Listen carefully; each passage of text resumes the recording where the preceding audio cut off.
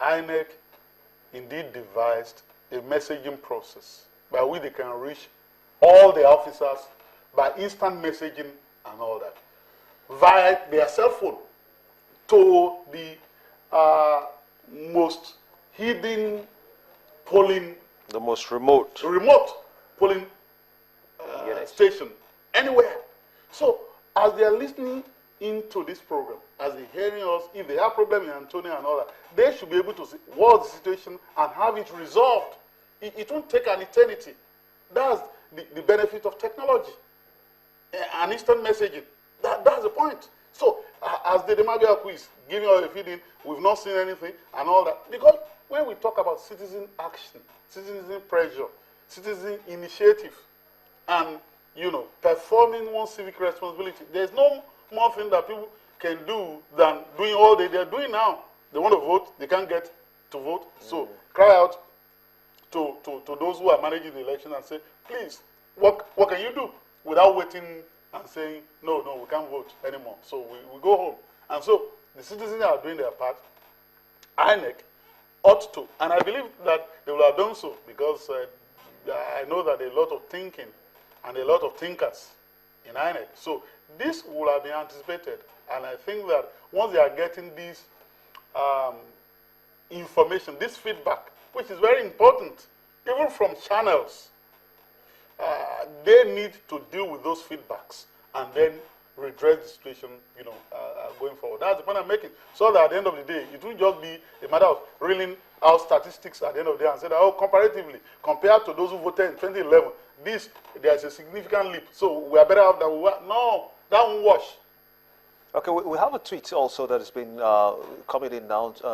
Sola is just showing me this one. No INEC official at Busa Buji Street, that's in Jos, behind St. Murumba College in Plateau State. No officials at Busa Buji Street, behind St. Murumba College. That's an area that I know very well indeed. We're expecting also that INEC will also, as you just said, adding up to what you just said, INEC will be able to send its representatives to these areas that are being identified. Of course, it's a service that we're also bringing to you from Channels Television for INEC to try to, make it snappy to get the people across to those places. And of course, sorry, sir. And of course, just an editorial. And of course, we always want to be very hopeful and maintain good faith, discounting the possibility of hijack and compromise, in which case people are not available, even after INEC had done all that it needed to do. If you discount that, INEC should be able to redress problems like this. Interesting. Captain Ali, what are your thoughts with these latest places that we're looking, especially Yobe?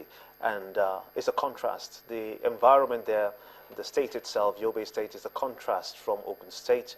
Ogun State is in the southwest. We have Yobe State up north, as a matter of fact, far north. How do we compare both scenarios? What we have in common so far is that both we have had records of elections on the way in those areas. Yes. If you observe, they are both flashpoints, but have their different peculiarities. If we start with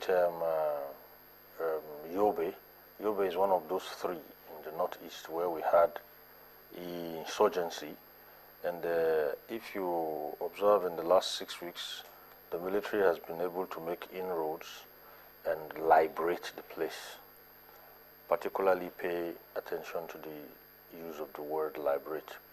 And having liberated it, we had information to the effect that elections may not hold there because they haven't gotten to a level where the people will do elections. And I was of the opinion that elections could hold, the only reason being a measure of confidence building had not been embarked upon by the military to kind of give people the confidence to come out and vote.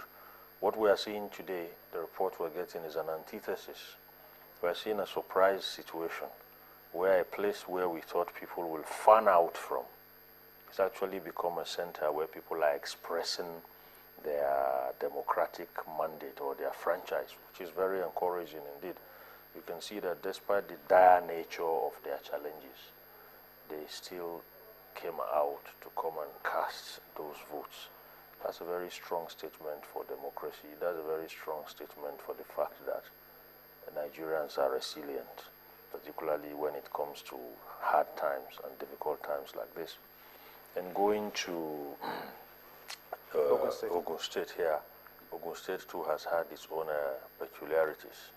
We've had issues bordering around these elections, even before the extended six weeks.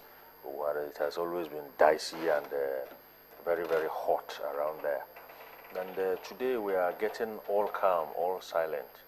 One thing I'm beginning to see today, or one thing I'm beginning to feel from what I read on my system here and what we have watched, is that the enthusiasm with which we greeted June 12, 1993, that's Hope 93, it's the way we are going, we're going to surpass that here in 2015.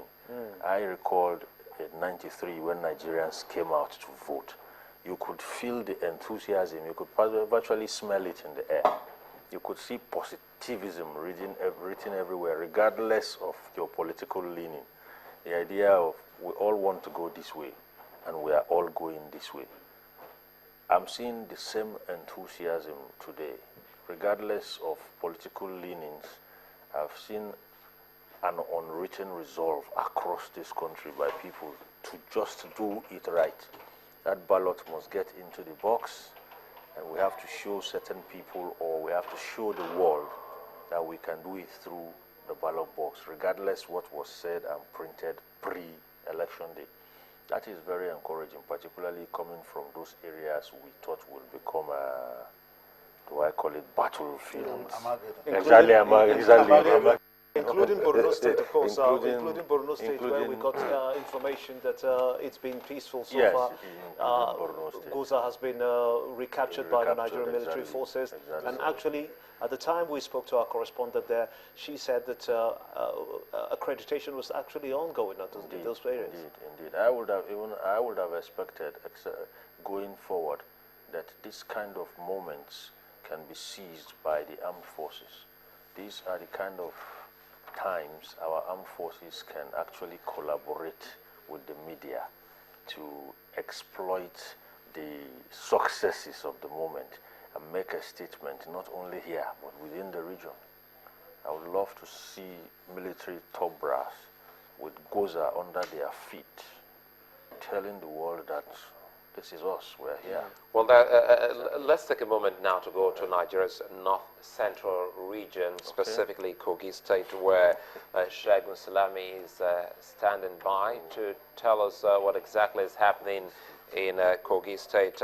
Segun Salami, if you can hear me, good afternoon. Kogi in the news at the moment. Yeah, good afternoon, Sly. How are you doing? Perfect. They're about to fight. Yeah. What's the situation like in Kogi?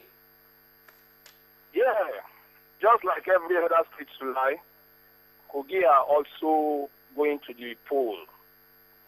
At about 8 a.m. this morning in Lokoja, at the Paparanda polling unit, they witnessed a large turnout of eligible registered voters who were already undergoing accreditation. That was at about 8 a.m. in the morning.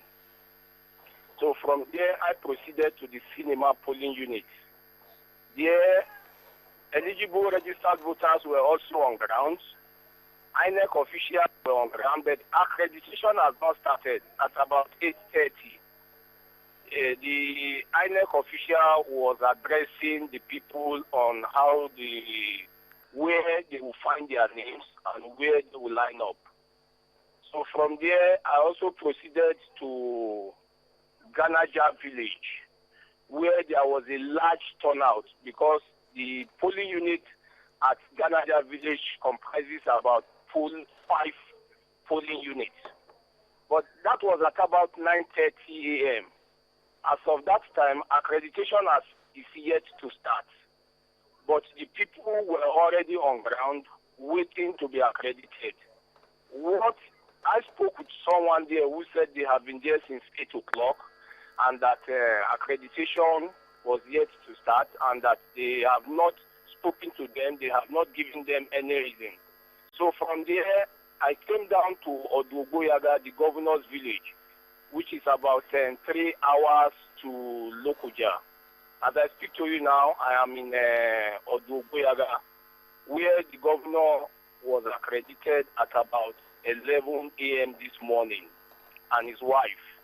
The polling unit here has about 900 registered voters who are already undergoing accreditation. But here at Lokoja, where the governor was accredited, the machine here, I think they have about 2 machines, and it's like one is faulty. So these 900 registered voters are only making use of that one machine reader. And they are still there undergoing accreditation for now. And we are waiting that maybe when the accreditation will end, the governor will be coming down to cast his votes. That is all for Kogi for now. Well, Shegun, we would like to thank you so very much for giving us update there, specifically from where the governor has just concluded his accreditation. For those in Kogi State, Shegun says accreditation is still on in most of the places, and that's the place where you have well over 1.3 million voters with a population of 926,000 collecting their cards. That's a representation of 68.55%. And we'll be speaking with a couple of other correspondents from across the country.